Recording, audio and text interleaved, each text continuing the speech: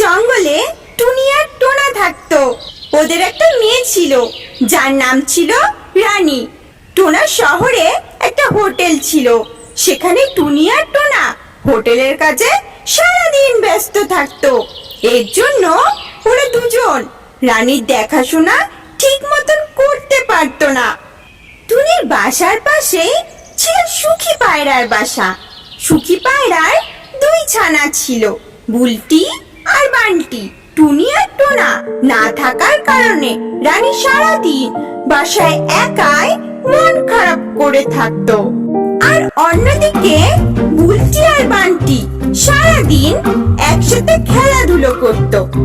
একদিন টোনা ও টুনি হোটেল থেকে বাসায় ফেরার পর রানী টুনিকে বলে, মা, বান্টি আর বুলটি সারাদিন একসাথে খেলাধুলো করে, আমার সাথে খেলা করার কেউ নেই। আমার তো কোনো ভাইও নেই, আমাকে একটা ভাই এনে দাও না। তখন টুনি আর টোনা কিছু না বলে সেখান থেকে চলে যায়। এইভাবে কিছুদিন কেটে যায়। একদিন বুলটি আর বান্টি দুজন মিলে খেলছিল, তখন রানী সেখানে যায়। বুলটি রানীকে বলে, জানিস রানী, কিছুদিন পরে রাখি পূর্ণিমা, আমি আমার ভাই বান্টিকে রাখি পরাবো।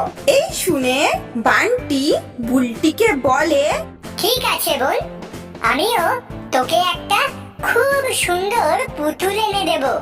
সেদিন আমরা দুজন খুব আনন্দ করব, কেমন? এই কথা শুনে রানী মন খারাপ করে সেখান থেকে চলে আসে। তারপর টোনা আর টুনি হোটেল থেকে বাসায় ফিরে দেখে রানী ঘরে বসে কাঁদছে। তখন টোনা রানীকে জিজ্ঞাসা করে, কি হয়েছে মা তোর? তুই কাঁদছিস কেন? বাবা, আজকে বুলটি আর বান্টি বলছিল বুলটি বান্টিকে রাখি পরাবে, আর বান্টিও বুলটিকে একটা পুতুল এনে দেবে। ওরা খুব আনন্দ করবে। আমি কাকে রাখি পরাবো বাবা? আমার তো কোনো ভাইও নেই। এই বলে রানী আবার কাঁদতে থাকে। টোনার বলার মতো কিচ্ছু ছিল না, তাই তারা সেখান থেকে চলে যায়। এইভাবে আরো কিছুদিন কেটে যায়। একদিন টোনার হোটেলের সামনে একটা দুর্ঘটনা ঘটে। সেখানে অনেক পাখি জড়ো হয়। শহরের রাস্তায় অনেক সময়ই এমন দুর্ঘটনা হয়েই থাকে, তাই সব পাখিরা সেখান থেকে চলে যায়। টোনা টুনিও হোটেল বন্ধ করে বাসায় ফিরছিল। তখন টোনা দেখে একটা ছোট্ট ছানা আহত অবস্থায় খুব কাঁদছে। তখন টোনা আর টুনি দুজন মিলে ওই বাচ্চাটিকে নিয়ে তাড়াতাড়ি হাসপাতালে যায়।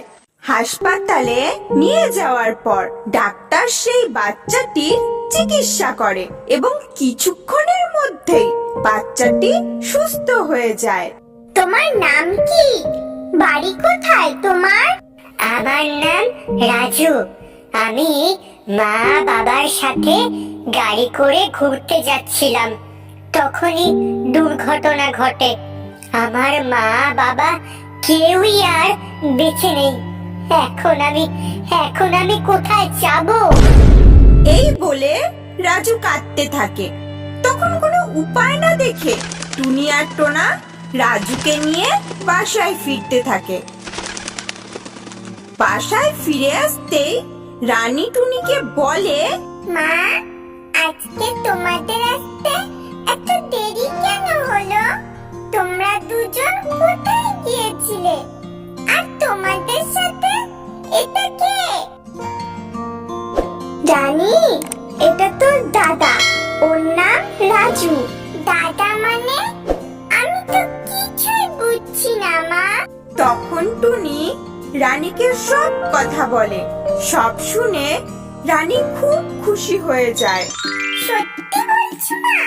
এটা আমার দাদা আজ থেকে আমাদের বাসায় থাকবে? তাহলে আমি দাদাকে রাখি পূর্ণিমার দিন রাখি পরাবো। কি মজা! তারপর রাখি পূর্ণিমার দিন রানী রাজুকে রাখি পরায়। এইভাবে ওরা দুজন আনন্দে দিন কাটাতে থাকে।